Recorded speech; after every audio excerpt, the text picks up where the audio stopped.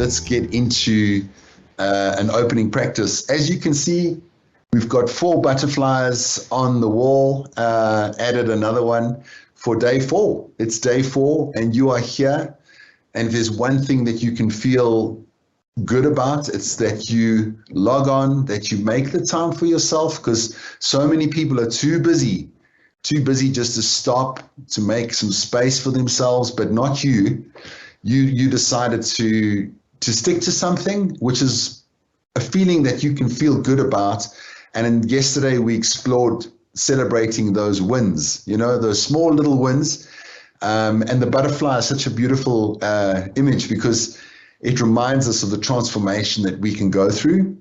And those little flappy butterfly wings can cause a tornado on the other side of the world.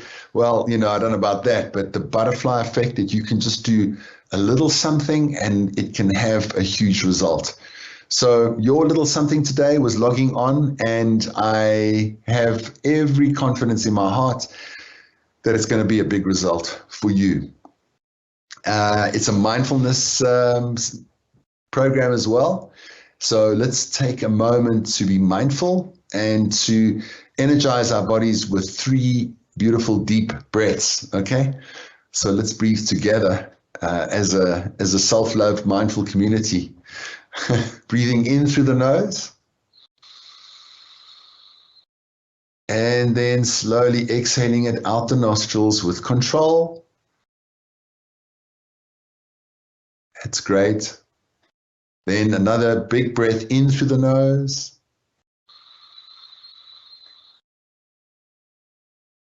And slowly exhaling it out the nostrils with control. Feeling the nervous system just settle down, all the anxiety overwhelmed. This is one way we can control it. Breathing in again. Fill your body with that life energy. Open your mouth and breathe out what doesn't serve you. Sigh it out. Yes. Breathe out what doesn't serve you.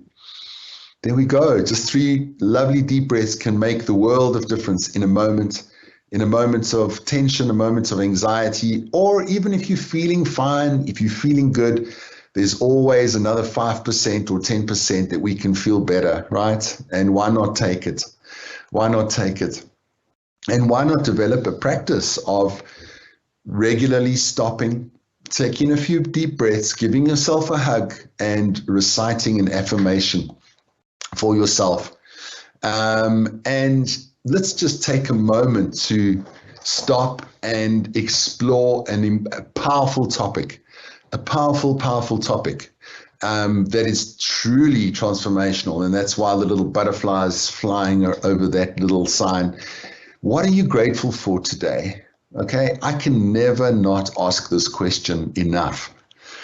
What is it that you are grateful for today? Let's make a declaration. Let's put it down in the Q&A in the chat. Let me know. I would love to know. Let's celebrate something today, something that's going right, something that is so awesome in your life. Okay? Do we think about it enough? Do we practice it enough? There's so many ways to feel grateful.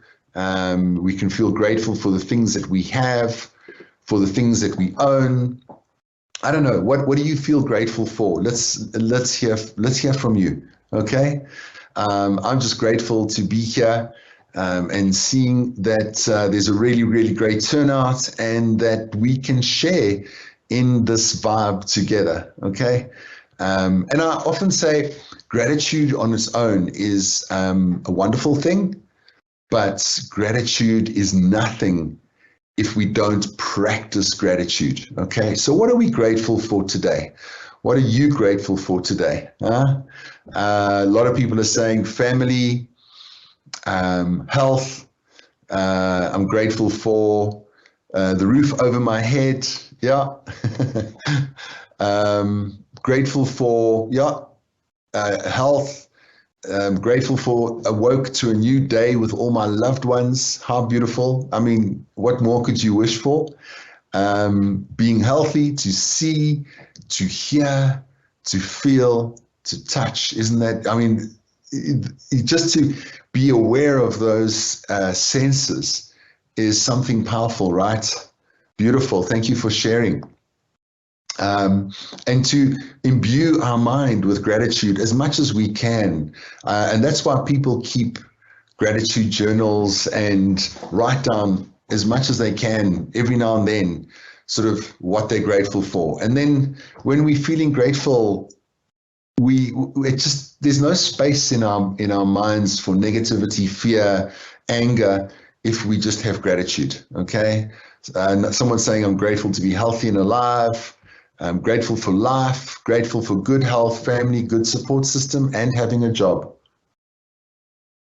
And I can tell you now, if you are here this morning, you have a device, a phone, a computer, Wi-Fi, and I know load shedding has hit a lot of us as well, but at least we can be here, and that's something to be grateful for as well. And there's some more comments coming through. Thank you.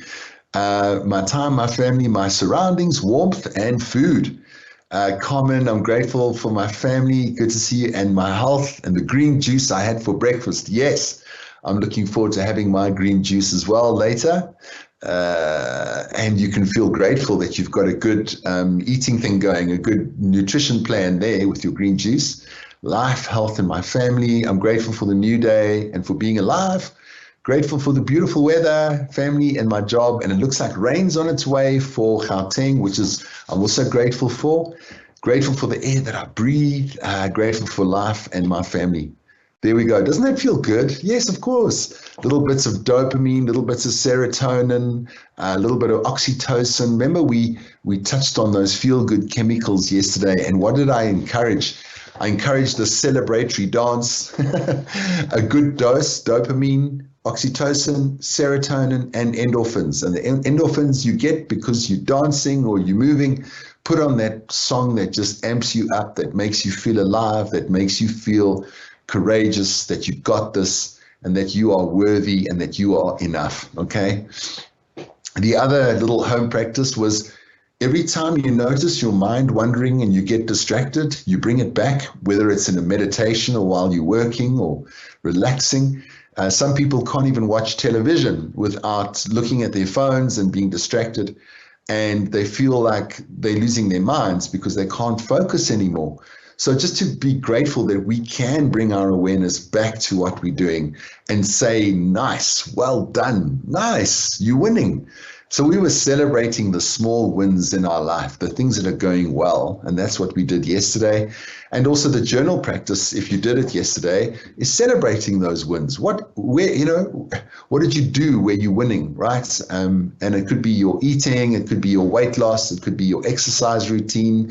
It could be the work is going well. You're just kind of like doing more things right in a day than wrong.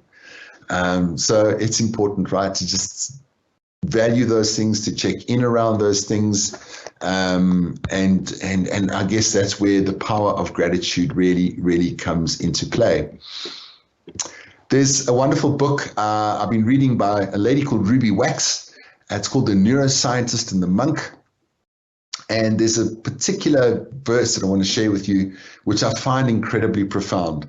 Learning to throw ourselves a bone of self-compassion increases our resilience. Resilience, that overused word, it's like to bounce back from troubling times or difficult times. And it increases, self-compassion increases our resilience and our stability. So when you have that security blanket of self-compassion, you feel like you can take more risks, you can come out of the box, you can be more creative. And that's really essential and really key, because if you're feeling good about yourself, then all these incredible opportunities open for us. But the problem is many of us judge ourselves because of through our accomplishments. We ricochet from feeling great when we succeed to sinking into misery when we fail. Our self-esteem goes up and down depending on what grade we've given ourselves. And with self-compassion, we learn that if we do fail, It doesn't mean you're a complete failure as a human being. It just means we messed up on one thing, and that's normal, right? That's a common humanity thing. Also, if our self-worth is low, we try hard, very hard, to prove to others that we're good enough, that we are enough, and we work harder, we work longer, we always on, as a form of needing that self-recognition from our colleagues, from our families, perhaps. The need to be appreciated by others is very, very big. And people who have more self-compassion, well, they find it easier to apologize and admit that they've done something wrong, admit that they've made a mistake. And even when you make the mistake and you kind of like don't realize it's a mistake until you think to yourself, oh my gosh, that I was out of line. But, you know, like Elton John sings that song, sorry seems to be the hardest word. It is, isn't it? Sorry is the hardest word. Why is sorry the hardest word? Because we don't want to be wrong. But if we got big self-compassion, we're like, okay, I made a mistake, big deal. You know, it's like an intelligent sense of regret rather than guilt. And if we admit we make a mistake, that kind of person has self-respect, and their sense of self isn't threatened because they don't intrinsically think of themselves as a bad person or as a failure. But if someone doesn't have self-compassion, they will get really furious if you point out their mistake, because it stokes up feelings of their low self-worth, of not being good enough. All right. So just think about it. Aggression, people that are defensive are probably, we must feel compassion for them because they're probably suffering from low self-worth. And keeping that in mind, how would you engage with such a person? How would you engage with yourself if your self-worth was low and based on your accomplishments? Okay, because why do we base our self-worth on our accomplishments? And that's always been a trap. I think we grew up with it, right? I think it's something we grew up with. I recall I grew up in a very religious framework, and it was wonderful. I love the framework that I grew up in. It was all about, you know, discipline, morals, ethics, loving kindness, wisdom. But there was one thing that came to my attention not too long ago, and every Wednesday I had to go to talk to the holy man and confess my sins as a young boy of like 9 years old. And I would be anxious because I think, what have I done wrong? What's wrong with me? What's wrong with me? You know, and then at least I've got something to tell the holy man that there's something wrong. I did some wrong deeds. And every week I would be thinking, what's wrong with me? What's wrong with me? And it was always like a big challenge because I always, sometimes like I'd make things up, even lie to the holy man because I didn't want to disappoint them. I don't know if you can relate, but I once had a friend from Asia. He was a monk, and he went into this holy institution and he looked and he said, what are those rooms? And I said, those rooms are where you go. They're confessionals. You go there and you tell the holy person about your sins. And this monk said, oh, that's very good. That's a very good practice of purification. And then he said, where are the rooms on the left-hand side? And I was like, what rooms are we talking about? He said, the rejoicinals. Where are the rejoicinals? Okay, where you go and you say to the holy man, I am happy about the good things that I've been doing. And I said to the monk, no, we don't have that. And interestingly enough, I started to think about if I did have that, my self-confidence would have been much better. And I went through my entire life feeling low self-worth. And I'm not saying it's because of that, but I'm saying it's probably also because of media. You know, advertisers, I've been in the advertising industry for nearly 20 years. And in advertising, they never make you feel great. They always make you feel like you're lacking something, that you need to buy the perfume or the clothing or whatever insurance policy, because you know what? You need to. And if you get this, you'll be happy. But it's just, it's not so. Even like our fashions, what is fashionable? What is beautiful? Am I too dark? Am I too white? Who owns the authority on what is beautiful? And I remember even going to the coast with my friends as a young man and feeling sort of, I'm too brown. And if I lie in the sun, I'm going to go really brown. And my friends that were white, very white, they're trying to be brown, and I'm putting on factor 50 because I don't want to be too brown. So we weren't happy with ourselves. Even if you were too white, you're too black, you're too brown, you're too like this, you're too like that. Really, who says that what is the perfect person, right? And we, especially young people, go through such trauma with the way they look, bulimia, anorexia, all of these problems really around self-image and wanting to be better, wanting to be perfect. Facebook, social media, Instagram, we look at everyone living their best life, and it makes us feel like we're missing out, okay? So we've also been looking at, we are the rejoicinals. And it's a thing, right? It's a thing. I think it's a thing because we were never really taught to feel really good about ourselves. But yet we have that self-critic and the voice of someone in our mind. Can you catch that self-critic? Were you able to catch that?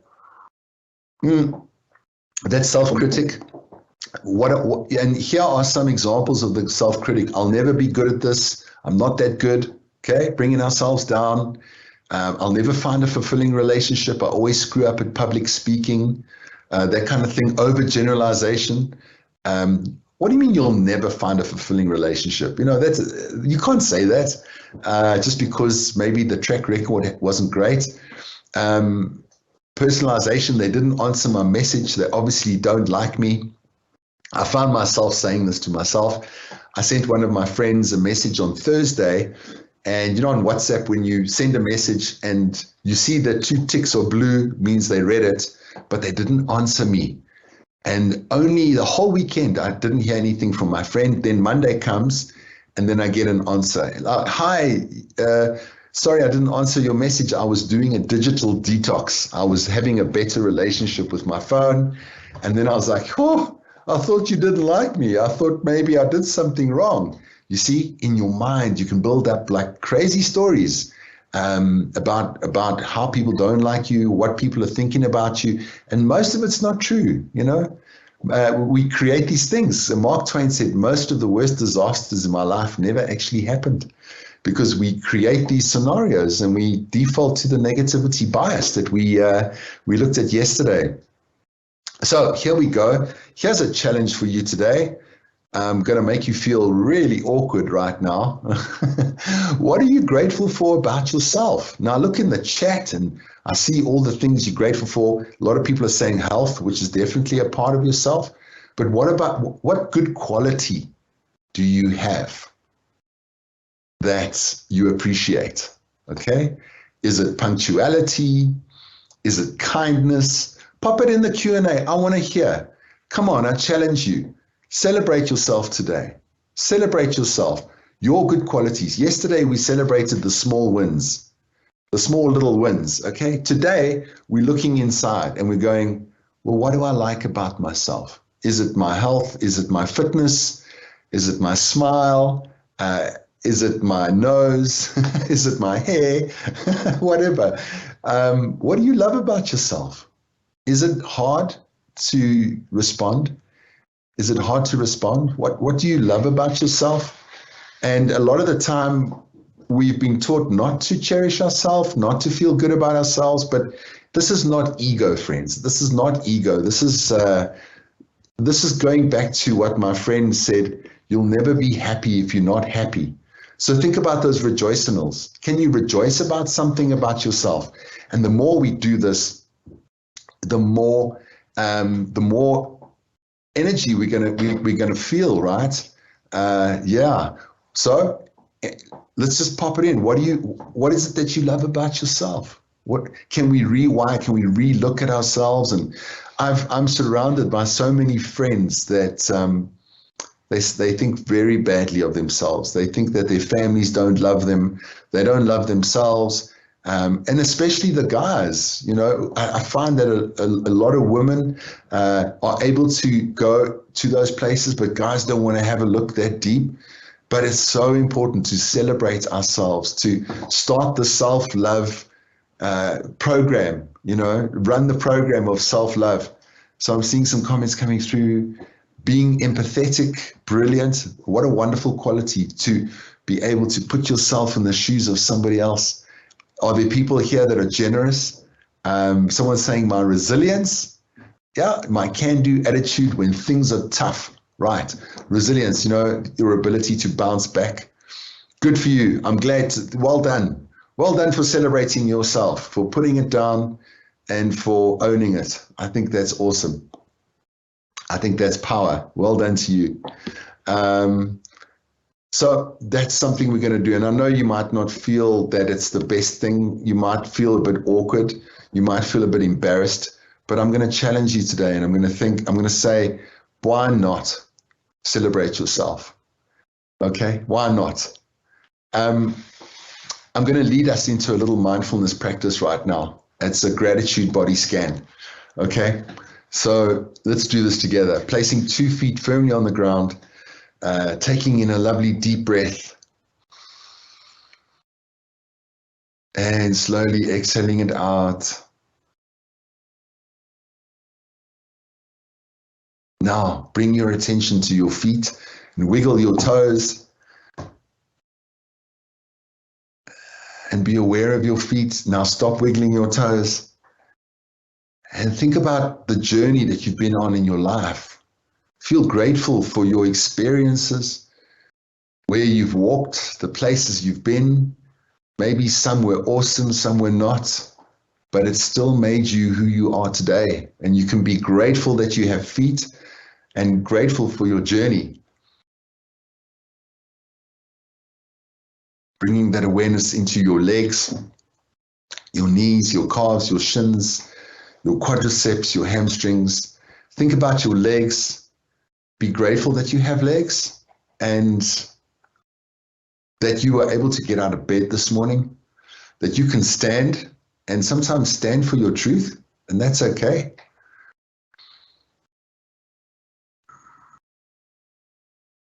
Feeling your back against the backrest and your spine standing strong, vertebrae by vertebrae.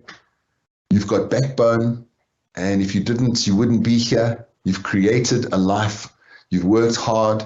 Let's celebrate your abilities to do that. It's just not that easy, so let's not take it for granted. Take a deep breath and feel the air in your lungs and breathe it out, so that we can breathe this beautiful air, and our heart is beating today. We're grateful for our heart, for our lungs, for our internal organs, for keeping us alive. They're doing such a wonderful job. We can celebrate this. Your hands, open your hands and feel the strength of them being open, and think about the work that you do, the documents, the emails you type with your fingers, the letters you write, the things you build, the seeds you plant, the tears you wipe away, those caresses. Just think about all the beautiful things that you've done with your hands and celebrate all those wonderful qualities, all your abilities that you can do. Maybe you write well, maybe you speak well. What is it about you and your ability? In what part of your work do you love and celebrate? Your strengths. Okay, now breathing in, breathing out, just feeling a general overall well-being, that you can smile, that you can see, that you can hear, that you can smell. What wonderful qualities that we can interpret this world, and you can hear my voice, and that you are here as a declaration of celebration for yourself and working on our self-confidence. And just look at these affirmations that we can recite today. Whatever affirmation that you love, You can just keep reciting it again and again, taking in another deep breath, and breathe it out. Wonderful. So I'm going to leave you with more home practice to do. Soap. Yes, everyone washes with soap. Washing hands, big thing. I went out and I got myself a really nice pure glycerine soap bar, and I put this in my bathroom. And when I go to the bathroom, I wash my hands, but I spend another minute just lathering my hands. I turn the water off because there's restrictions, and I just think, I appreciate my good qualities, and I appreciate what I do, and my hands are a big part of that. Thank you, thank you, thank you. You know, so I say thank you to myself as I wash my hands, and this is part of the challenge, is to do some practice. It's not nothing extra. You're going to go to the bathroom anyway. Maybe you want to extend it to your shower, to your bath as you wash your body. Such gratitude for who you are and your qualities. There's something called the butterfly hug, which I'll get to now. And then if you are journaling, journal your great qualities. Write them down today in a book, because I know there's more than what you've put in the chat, okay? There's a lot more about you that you can celebrate and that you've forgotten. Perhaps you've forgotten because of that negativity bias, you know? Oh, wow, there's so many comments. I like my kindness, honesty, always trying to help as best I can with clients, friends, family, kindness, love, good sense of humor, my altruistic attitude towards others, giving without expecting to receive, a naughty kindness, my skin, your skin, I love that. And I have teachable spirit. I appreciate my kind heart, my loyalty. Yay! This makes me happy, to see people just being nice to themselves rather than being nasty. I am tenacious. I love that word, tenacious. My creativity, loving, caring, the ability to sense when a situation is toxic and get myself out of it. Well done, well done. So I'm going to leave you with one exercise that I sometimes do. It's called the butterfly hug. You can see I've got butterflies everywhere. You take your hands like this, okay, like that. Cross them over. Try this now with me. Put your thumbs one over the other, so you've got a butterfly, okay? And then put it on your chest like this. Yes, guys, you can also do this. And it's very self-soothing. So you can flap the butterfly wings like this, and it calms the nervous system, okay? Just putting your hands against your body, it feels like a hug. So this releases dopamine and oxytocin. Remember those feel-good chemicals? So this is a little hack as well. And you can do this anywhere, and no one will know. Like, if you're hugging yourself like this, they might think you're weird. So this is kind of a little bit more, personal. I can do this without being judged, or who cares anyway, right? A little butterfly hug. I used to do this a lot when I felt anxiety, overwhelm, and stress, and it really works, okay? A little butterfly hug. There you go, fly away. Teach the butterfly hug to your friends and to your family. And just remember, friends, to honor yourself, to care for yourself, to love yourself, because I don't think that we can do it enough. And as you love yourself, that it's going to extend to everybody else. And we will be ambassadors of self-love. And all around you, just like my life, all around you, you will start to see people healing, and you will start to see people feeling beautiful and loved. Have a good day, everyone. It's Thursday. Friday's just around the corner. You've got this. It's going to be a great day. You've started the day well. All the best for it. We'll see you tomorrow. Don't forget, tomorrow. On the weekend, we won't be here, but we'll be back again on Monday and tomorrow, Friday, Monday, and we carry on with the challenge. And do yourself a favor. Stick to it. Celebrate the win. Celebrate the fact that you are here. Take care, everyone. Lots of love.